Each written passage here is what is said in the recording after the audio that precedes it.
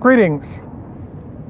We're starting our show today right next to Costco, but we're kind of moving into position because we have some great construction action going on here in a place called Arundel Mills, Maryland, next to the Live Casino.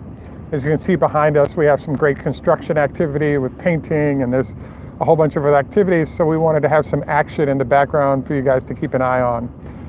This is Greg for Teslafaninsight.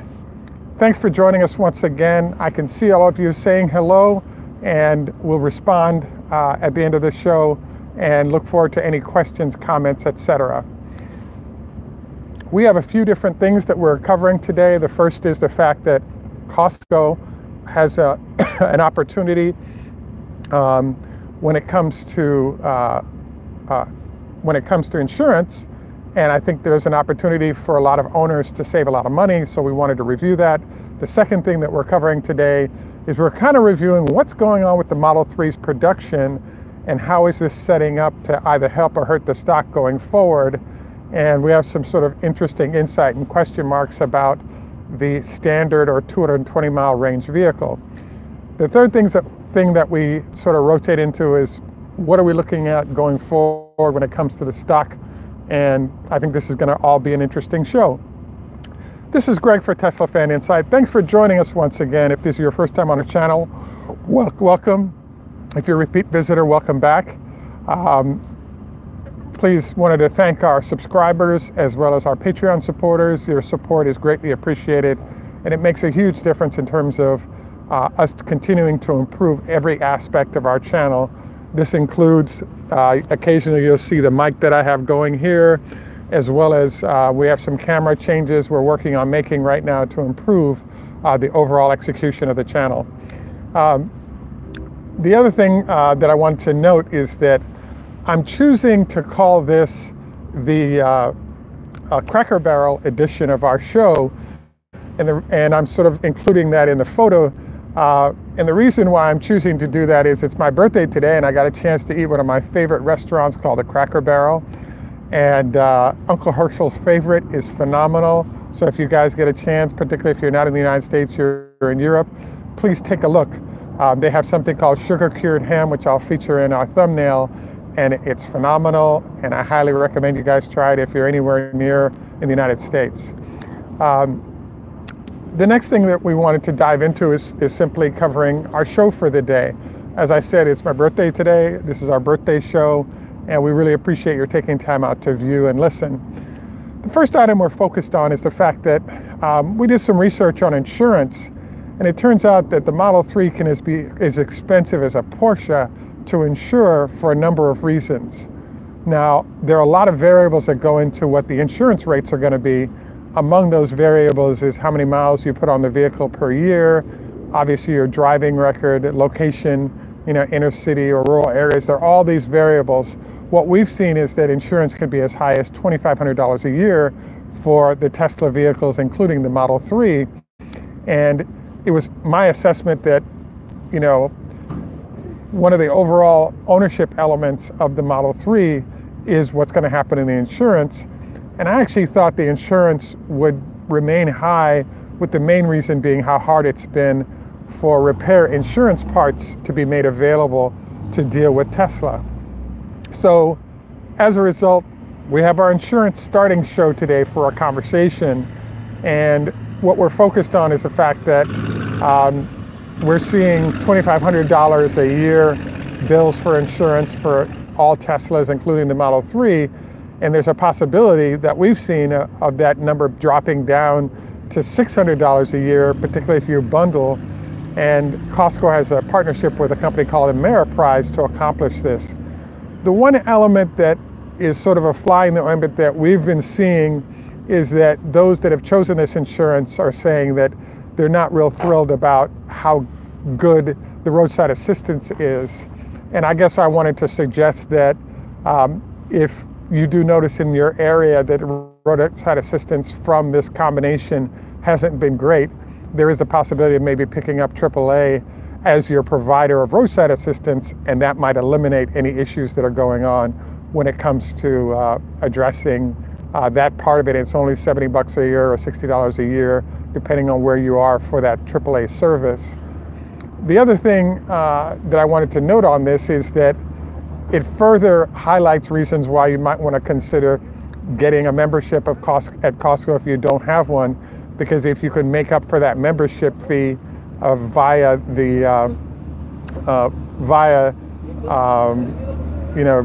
insurance fees being lower, etc., the combination of lower fees and your 2% cash back and discount on fuel, all kinds of ways in which the Costco membership works well, and I think this sort of plays into that whole process. The next thing we wanted to dive into is that part of the reason we've been slow with news is sort of late is there's a combination of things going on. Number one, we're trying to definitively identify maybe good news that's going on with Tesla and stay out of the bad news bin that we've seen of late. But we're also trying to find when there's substantive news that's worth bringing forward. So when it comes to the Model 3, there's some interesting news here. We're at the beginning of April. It's lining up for the assembly to be truly complete for Model 3 production in China. So this is exciting news because we're going to actually see the Model 3 being able to produce without any tariffs. And then, clearly the battery packs will be coming from California, but the rest of the car perhaps could be built out and assembled in China for a better return on what those cars are. Now, there's a part of the challenge right now of assessing how Tesla stock is doing. As we all know, right now we're at the 29th of March in 2019 and the price is at about 275, down from about 300. It's been as low as, let's say, 260 and bouncing around. And there's been a lot of, I want to say, horrible news. Every 4 or 5 days there seems to be a new policy that's come out. For example, closing all the stores and keeping the stores open and closing the stores again. So there seems to be a lot of frantic activity going on. And the feeling right now is that the April 4th session with the judge is a precursor to there perhaps being some big changes at Tesla. And it looks like Elon is trying to get as many decisions in case the nature of decision that the judge comes down with may cause a change in the structure of Tesla. The news that's been popping up, the latest that's come up, is the chairman of Tesla actually announced that she thinks that Elon Musk is using Twitter in an efficient fashion that's constructive for the company. And I would say, I mean, that kind of makes sense, I guess, but the court really doesn't agree with that, hence why they're in jeopardy right now with the SEC. So we'll see how all this plays out. The next thing that's going on is that there's that 3-week lag time for production as we go into China as well as into Europe. And so the question that's sort of popping up is, what exactly is going on with the numbers? And we really won't find out what they are until we get to the end of the month / end of the quarter and that there's an official report. The one thing that I think is affecting the stock price right now is the fact that as we talk with you guys about, if you go back to our show where we were looking at production at the factory, the big hedge funds and investment firms actually have people sitting on top of the hills there with binoculars counting how many cars are coming out of the factory.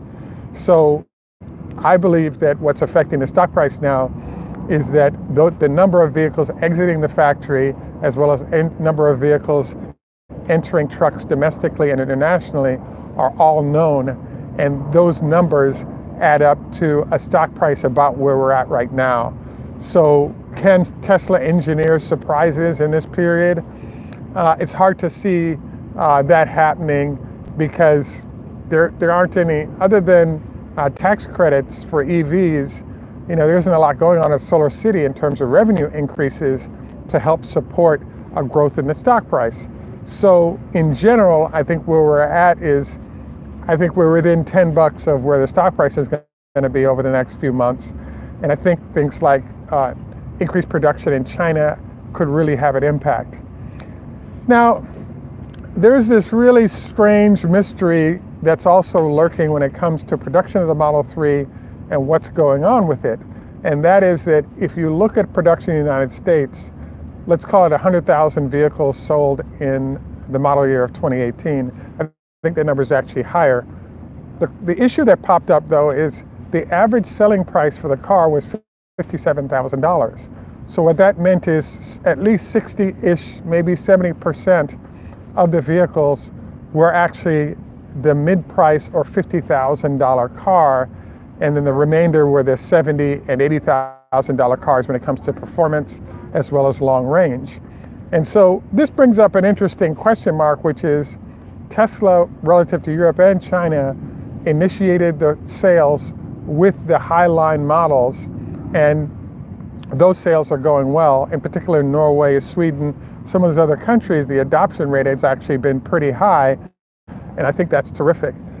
The question mark, though, that's coming up is that if in fact the United States had huge sales at the mid-price model, why is it that Tesla is not offering the 50,000 US model to global customers before going to the $35,000 vehicle?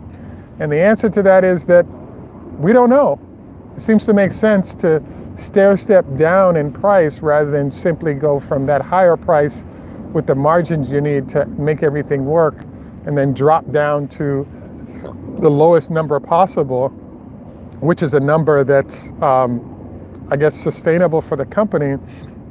But, you know, it doesn't seem to make sense to drop to the lowest price right away. And so when there was an announcement that there was a delay in the delivery of those new Model 3s, I was actually kind of thrilled to hear that, because I'm really hoping the company is able to draw in enough revenue in order to drive the success of the firm. So stay tuned. It'll be interesting to see whether Europe or China gets the $50,000, I guess 300 mile in range vehicle that allows customers to still have the range without dropping all the way to the 35,000 vehicle right away. Now, there's some interesting sort of what's going on in Europe elements as well that I'm fascinated by. And another of those is, as you'll notice, once a week, every 2 weeks, there's an announcement of a new Tesla killer and how all these companies are doing. One of the elements that Tesla still maintains as a competitive advantage is the number of supercharger stations they have. So if you have a 220 mile vehicle and it's $35,000, that vehicle can reach the 170 mile gap that's typically set up between long range driving when you're on the highways. So one of the challenges with the new competitors is, while they do have some nice cars coming out with 250 mile of range, be it the I-Pace or soon the e-tron from VW, Audi, as well as the new Porsche, all these vehicles seem to be nice cars. One of the question marks that comes up is, are they supercharger ability? Do they have supercharger ability? And is there a network of chargers that will support these vehicles so that they're not stranded wherever they are? Because in the current iteration, competing vehicles will go 250 miles, which is great, but if you have to wait overnight before you can continue driving, it's a major drawback to people wanting to purchase those cars. So I believe that until there's a nice network of superchargeable spots available for competing firms to get their cars charged up, even the 220 mile range Tesla 3 is a better deal than going with one of these other models, with the only exception being that you do have sort of SUV setup for the e-tron as well as for the I-Pace, and that SUV setup I think gives you more internal space flexibility that Tesla doesn't offer with the Model 3 or Model X, and it obviously is there for a very high price when it comes to the Model X. So, you know, this will be interesting to see how all this plays out. The other thing I wanted to request of all of you is that I'd love to see sort of features or items about Tesla that you'd like to see added to your vehicle. There was an issue that came up where we have a friend named Donovan who's in Sweden. He's been providing us with some great photos of what's going on in his country, and he just pointed out that there's an interesting phenomenon happening where obviously people get tickets on their cars. And what I was wondering about is, given all the automation of a Tesla, why not set it up so Tesla is about to get tickets, can simply have the ticket charged or run through the electronic network of Tesla, so that those owners can either pay the ticket quickly or can pay whatever parking fees are due, so that they don't get a ticket. Now, an idea like this would work for all cars, and including Tesla, but it's a sidebar note of some things that you might want to consider. The next thing we wanted to dive into is the fact that Tesla has a cash push going on. And one of the ways they're doing this is they're taking deposits on a number of vehicles. In particular, there's been a lot of movement going on in terms of increasing the amount of discussion and effort to draw in deposits when it comes to semi-trucks. The assumption is that given how much internal information is being reviewed, there's an assumption that we're soon to see the semi start rolling out. And it's really strange to see the Founders Edition and then the non-Founders Edition drawing deposits, and there's really no effort right now on the part of Tesla to say, hey, this truck is about to hit, and therefore, let's move forward with this. Wow. Okay. It was just mentioned that in Denmark it's about $7 a gallon for petrol, and that high price was one of the reasons why it was my belief that Tesla would sell huge amounts of cars in Europe. But one place where Germany has experienced 5,000 orders. Great question. One of the issues that's coming up is in Germany, I would say at least 30 to 40% of the economic activity there is reliant upon the auto industry. So I think the adoption rate of Model 3 and other Tesla vehicles is actually going to be lower in that one country than others, given how reliant people are on the performance of that situation. Great question, Sean, regarding my view on what's going to happen with profitability. I believe that Elon is saying they won't be profitable. One of the most interesting parts of auto companies is what I want to call pre-existing expenses. So one example that popped up, and this was maybe 10 or 15 years ago, was that for every vehicle produced by General Motors, prior to the sale or production of a car, there's actually somewhere around $3,000 to $4,000 worth of pension expenses that are part of the fixed cost of every General Motors vehicle produced. So as a result, even though the company might be profitable on a vehicle, when you tag on their retirement benefits that they have to endure, it starts to force the price of that vehicle up. I bring up that circumstance because in the case of Tesla, there's an interesting challenge, which is $5 billion of debt related to the acquisition of Solar City. And it wouldn't be a shock for me for there to be a $1,000 to $2,000 per car cost of debt service that's affecting the profitability of the car. And so now you have, let's say, $2,000 per car that's immediate debt before you produce anything, and now you produce a car to go with it. So what if your net per car is $1,500 or $2,000, or let's say it's $3,000 you're making per car at $3,500? You have a disaster there, because until you pay off that debt, you won't be profitable. So I believe what's going on with Elon right now is the fact that there's heavy production going on. There are a lot of cars being moved out. And the challenge that's going on is, what if you have all these pre-existing expenses that, in essence, if they weren't there, you'd be profitable? So I therefore believe that Elon is right about the fact that there's an overhang of debt that's going to make it impossible for them to be profitable, but they are moving a lot of cars. The other thing that I think is lurking here, hey, thanks for the sound comment. We're definitely making an effort with the dead cat, as we discussed. Now, the other thing that's coming up here is that we've been trying to figure out how the Europe lag is affecting things. So as you all know, Tesla's sending weekly shiploads of cars out. In the United States, it might take cross-country, a truck takes 2 or 3 days to get those cars out. When it comes to Europe, it's 3 weeks on a ship through the Panama Canal. So one of the other sort of lurking back-end issues is, what if you have cars that are on the water that you've gotten some deposits on but haven't been paid for yet? And I would not be shocked if you have 3 weeks worth of cars times 2 destinations, both China as well as Europe.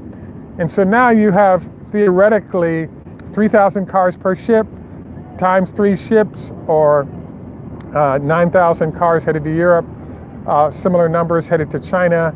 Now you've got an unpaid for 18,000 cars, if you will, per week that are sitting out there that are not paid for.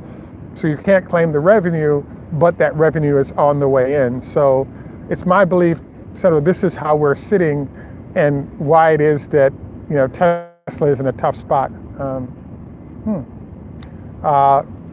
Thanks for the comment, Sean, regarding what's going on in Toronto. Limited quantities of vehicles that can be purchased and driven away same day.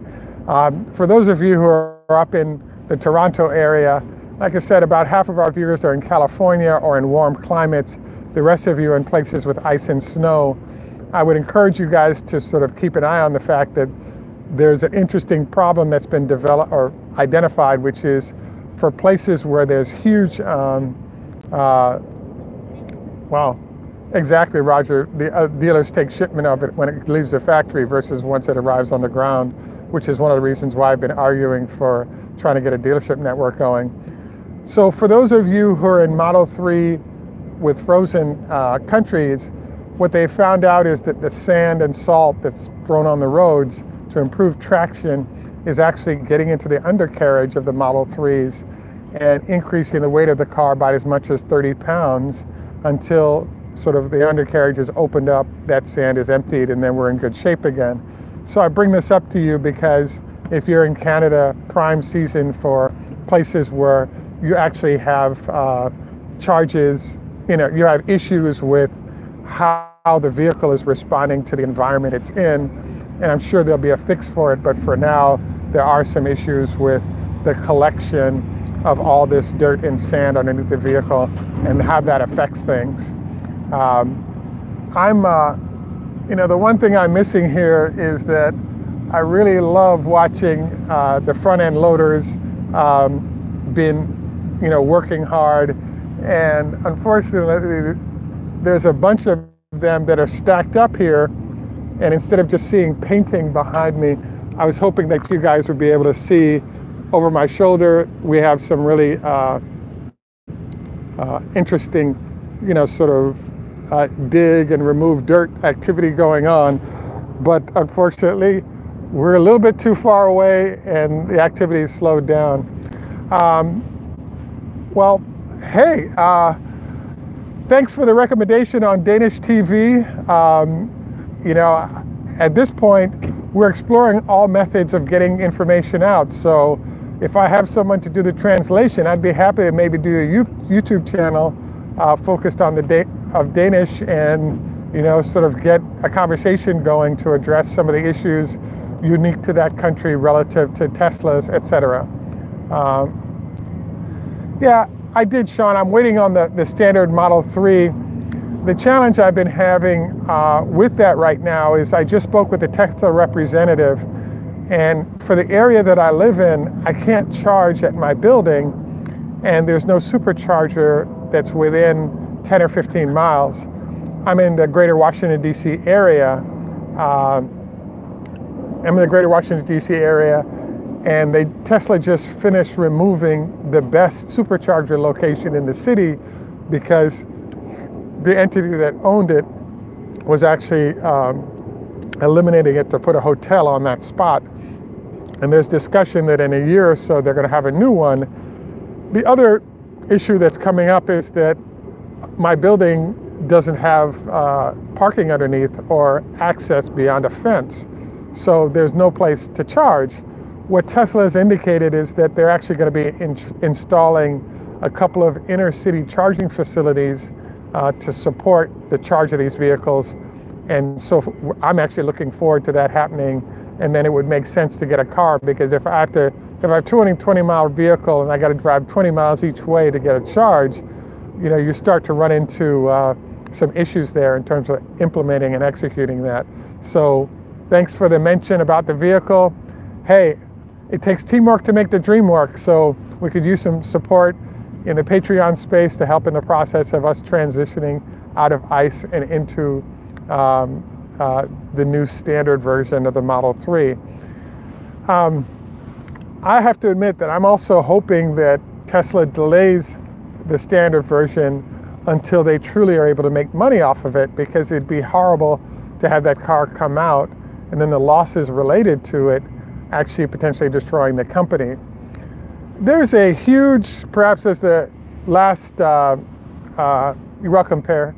Perhaps as the last item that I'm trying to figure out, I don't have the answer yet, but I'm looking forward to my smart users helping us figure this out, and that is this. The battery pack for both of, let's say, the e-tron and the Mercedes, their battery packs cost about $40,000, the same price as the battery pack in the Model S and the Model X. So what I'm trying to figure out is, if those cars are getting 250 miles of range with a $40,000 battery pack, and they're selling their cars for between $70,000 and $80,000, how is it going to work that Tesla's offering a $35,000 car with a 220-mile range battery? And so I'm leaving that question out there, because in order to compete, theoretically, you'd end up with a situation where they have to take 20,000, 30,000 in loss per vehicle to compete with Tesla. So interesting questions. We'll see what happens. Thanks for the question regarding what's going on with the China factory. At this point, it's supposed to be done about mid-May, at least the assembly portion of this, and then they'll start installing machinery to execute assembly of Model 3s and in the future Model Ys. So exciting news. It takes a lot longer. It's being called a gigafactory, but it's really an assembly plant. And I think it'll take them between 1 and 2 years if they were actually building a gigafactory there. So the discussion is sourcing batteries locally, either from Panasonic or from other entities that are sort of lurking in terms of Chinese battery manufacturers. I actually had a meeting with an executive who focuses on transportation issues in China, and he indicated that there are as many as 24 EV manufacturing companies in China sort of trying to mimic Tesla.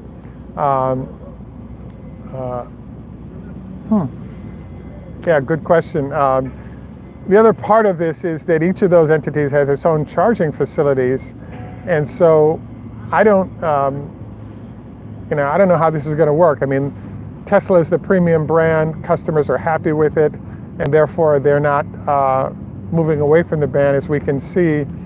My hope is Tesla can get the right blend of product so that they're able to make money on it and be viable in the Chinese market, versus going into the space in a manner that doesn't allow them to be successful in the future. The final thing that there was a question posed, is it a good idea to put charging facilities in the inner city? The answer to this is that I can't figure out how things are going to work with the superchargers in the city, because there's a large number of lifetime free charging folks, and as soon as those chargers going into the city, they'll be clogged with users that have that benefit, and potentially crowd out new Model 3s and other types of vehicles that are out there that don't have lifetime charging.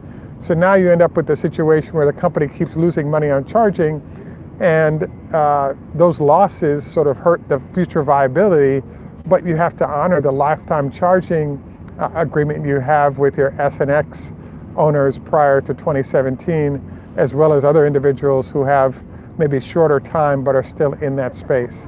So that would be my answer for that. I wanted to note hello to Jerry, Sean, Roger, Per. There's a number of you that asked questions, that have said hello. I appreciate your taking time out to join us today. Actually look forward to any and all questions you guys might have at the bottom here. I wanted to note again that we chose today to showcase the Cracker Barrel with our thumbnail because the food, I think, is phenomenal, even though it might be on the unhealthy side. I had what's called Uncle Herschel's favorite, which included a hash brown casserole, grits, along with 1 egg, and a sugar-cured ham. What's amazing about this place is they have a sugar-cured and a salt-cured ham, both of which are excellent. I think the sugar-cured is a little bit healthier, but all delicious. And it's really hard to find great quality for that. You know, great question about where the stock price goes.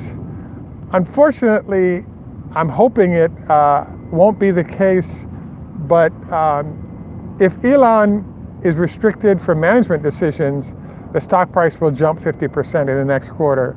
If Elon still has the ability to keep making decisions once a week that keep changing, I think, you know, it starts to affect the confidence of investors when the company didn't think through decisions and then they keep having to make a decision back up and make a new decision. So I think this whole process is hurting the Tesla brand, and I'm hopeful that we can get a stabilization of management that allows the answers provided for the company to continue rather than being, you know, all willy-nilly in this regard. I would say that right now the negative sentiment on Tesla is extremely high for a bunch of reasons, but my expectation is that the upside surprise that's out there is strong, and therefore if something good does happen, I think there's a breakout opportunity for the stock. One possible breakout example is that as all these cars are being sold, there's a lot of EV credits being generated that Tesla could sell, and it theoretically use those proceeds to be more profitable. So there are some things I think that are out there that are possible. I really think that you may want to you know, take a look at covered calls, because the volatility that's going on could be a very profitable way to trade Tesla in the environment that it's in. So I think that covers our show for today. Just a reminder, I'm about to do my 20 leg lifts. 20 leg lifts on each leg. I have a leg lift, you know, one of the leg items on right now that I've been walking around with in order to increase sort of the strength of left leg versus right. I want to thank all of you for joining us on our birthday edition of our show. This is Greg for Teslafaninsight. Remember, don't go to bed within 2 hours of eating. 4 hours better to let the food digest. Looking forward to any and all recommendations that you might have. Thanks for the birthday wishes from Sean and others that have said so. I'm going to take you guys out in the construction zone look, as you can see here. Really great area if you enjoy watching sort of big vehicles in action.